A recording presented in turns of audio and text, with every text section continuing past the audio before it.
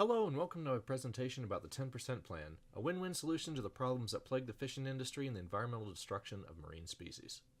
In this presentation, we will establish overfishing as a problem, discuss marine sanctuaries, introduce the 10% Plan and how it can be mutually beneficial to both fisheries and marine species, what the future looks like should this plan be implemented, and finally, how can you make a difference right now. Global fisheries have been declining dramatically over the past 50 plus years, and it isn't going to get better. A 2006 study predicted that by the year 2050, all of the world's wild-caught fisheries will collapse. While the truth is that recently the total weight of all fish caught annually has remained steady, a closer look will reveal that that is not all the story. While amounts of fish caught remain steady, the number of species harvested has been steadily increasing. What this means is that as we deplete certain fish stocks, we are compensating by fishing new species that we previously never consumed.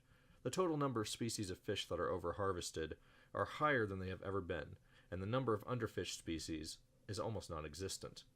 It's difficult to imagine a world where we no longer eat seafood, an ocean so devoid of life, and yet if nothing is done, that reality could come even in our lifetimes. There is, however, a solution to this problem, and in practice it's quite simple. Establish marine sanctuaries. But what are marine sanctuaries, and how can they help us solve the problem of dangerously overfished stocks? Marine sanctuaries are simply areas of water that are closed to fishing. They typically are found in sovereign waters where a single country can better enforce this no fishing rule. In areas that have been closed to fishing in this manner, marine life has flourished in only a few short years. Near Monterey Bay, one such sanctuary resulted in the recovering of otter populations. Still another in Tahiti allowed a local clam species to resurge in abundance. But what specific solution am I proposing that involves marine sanctuaries? A study in New Zealand found that if we simply closed 10% of the world's oceans to fishing, global fisheries wouldn't just survive, they would thrive. I believe that if this can be achieved, the future of fisheries will be bright. But how does this actually help struggling fisheries? Won't closing areas off for fishing just result in lower overall yields and make the problem worse? Actually, no.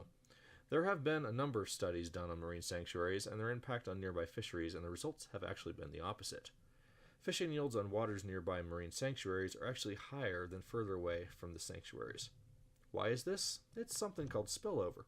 Spillover is a term used to describe the phenomena of fish in marine sanctuaries recovering to the point that the species has to move out of the sanctuary due to insufficient habitat to support the booming population. This migration means that fishing yields improve in waters near the sanctuary as the species leave en masse to find more habitat.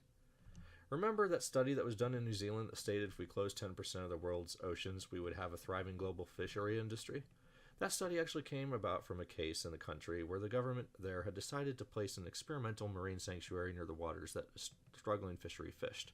After a few years, yields began increasing for the local fishery. By the time a decade had passed, the fishery had tripled its fleet due to the spillover as the sanctuary became the gift that kept on giving. So what would this future actually look like? What kind of benefits would you see if this 10% plan were actually to be enacted? Close your eyes and let me take you 20 years into the future. Imagine, if you can, a world where you can go into the grocery store and seafood is reasonably priced and sustainably sourced. Imagine going fishing and actually, catching something without having to be a seasoned angler.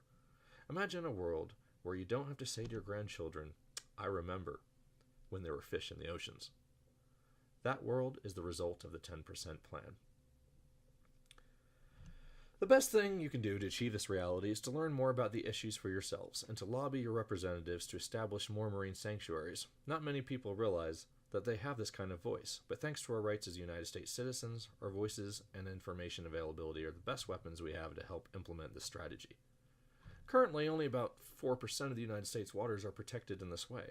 Simply writing a letter to your representative requesting that we increase this to the proposed 10% would be a great place to start. With enough voices, we can be heard.